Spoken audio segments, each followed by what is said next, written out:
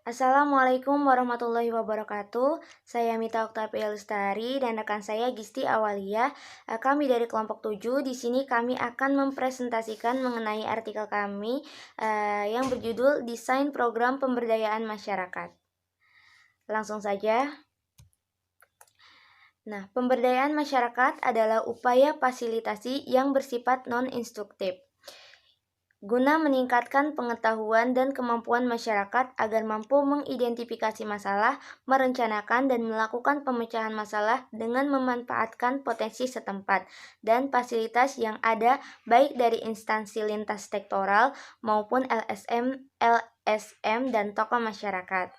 Nah, kalau desain program merupakan langkah awal untuk menganalisis situasi, merencanakan strategi dan struktur, serta menghasilkan persiapan rencana yang matang.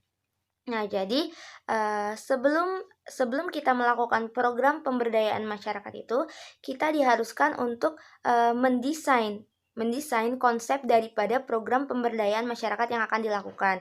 Nah, gunanya untuk apa? Agar program pemberdayaan masyarakat yang kita lakukan ini dapat terencana, dilakukan secara terkonsep, terstruktur, dan dapat dipersiapkan dengan matang. Seperti itu. Lanjut.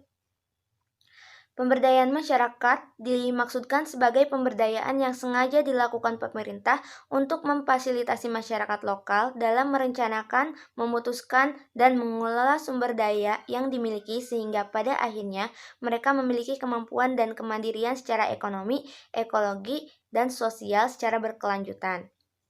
Nah, di sini agar pemerintah itu memberikan program pemberdayaan masyarakat untuk masyarakat sendiri agar masyarakat itu dapat menimbulkan potensi yang mereka punya dan mengelola sumber daya yang ada di lingkungannya sehingga dimanfaatkan oleh mereka, juga dapat potensi yang mereka miliki dapat terkembang.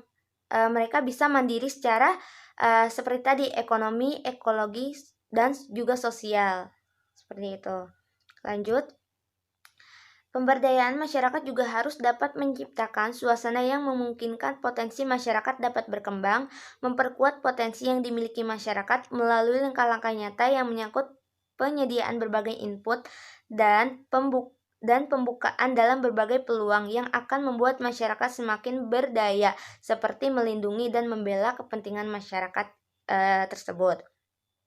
Nah, sehingga jadi pemberdayaan masyarakat itu harus menciptakan suasana yang memungkinkan masyarakat itu untuk memunculkan potensinya, mengembangkan potensinya, dan mempertahankan potensi daripada yang dimiliki oleh masyarakat tersebut. Sehingga masyarakat itu dapat berdaya guna, dapat bermanfaat, dan mereka mandiri secara seperti yang tadi, ekonomi, ekologi, dan sosial, dan sebagainya. Presentasi selanjutnya akan disampaikan oleh Gisti Awalia. Silahkan, Teh Gisti. Selanjutnya ada metode dalam menyusun desain program pemberdayaan masyarakat. Yang pertama itu ada metode analisis akar masalah dan solusi yang disingkat sebagai MAAMS. Metode MAAMS ini merupakan metode berpikir dengan menggunakan tata alir atau flowchart yang terutama dimaksudkan untuk mendapatkan sebab terdalam atau akar dari suatu masalah tersebut. Dan kemudian berdasarkan itu dapat membuat alternatif atau solusi dasar untuk memecahkan suatu masalah tersebut. Nah, selanjutnya itu ada manfaat penerapan MAMS. Yang pertama itu menyediakan alternatif metode berpikir atau mendalam yang disertai dengan model dan peraga visual. Selanjutnya ada memberi dasar epistemologis bagi penerapan mix metodologi atau multi method. Yang ketiga, memfasilitasi pengkajian dan solusi fundamental secara interdisipliner, multidisipliner, transdisipliner, berpikir out of the box. Selanjutnya ada memperbaiki atau mempercepat, meningkatkan dan meluruskan proses berpikir, diskusi, perbincangan, dan sebagainya. Yang selanjutnya ada mengkategorikan masalah secara hierarkis. Selanjutnya ada mempermudah pengkategorian penyelesaian masalah secara strategis dan kronologis, yaitu menghasilkan jenjang solusi suatu masalah dalam jangka pendek maupun dalam jangka panjang. Yang selanjutnya ada membedakan mana kegiatan yang seharusnya sementara saja dan mana kegiatan yang harus dilanjutkan atau jangka panjang. Yang tertentu yang lebih menguntungkan pelakunya. Nah, jadi mana yang lebih menguntungkan pelakunya, suatu kegiatan tersebutlah yang harus diperpanjang. Selanjutnya ada root cause analysis atau RCA.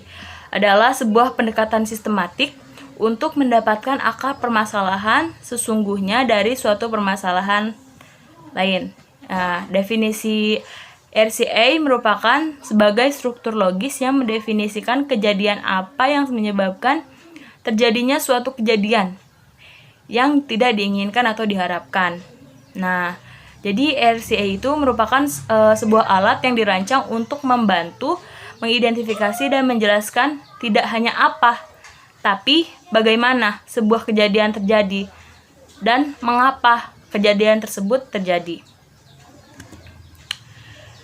Selanjutnya ada metode Participatory Rural Appraisal atau FRA.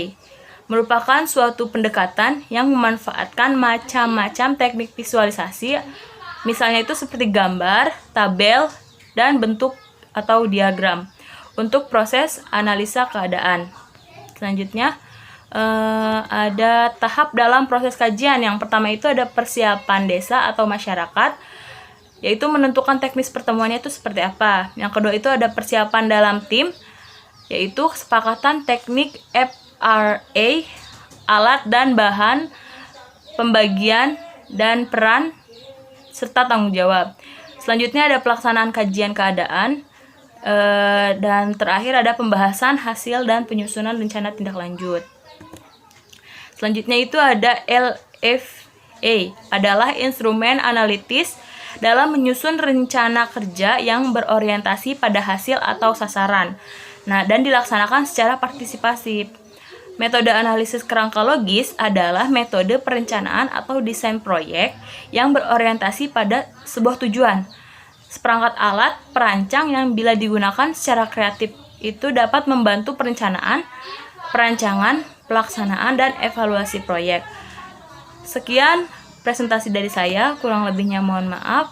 Wabillahi taufiq wal hidayah. Wassalamualaikum warahmatullahi wabarakatuh.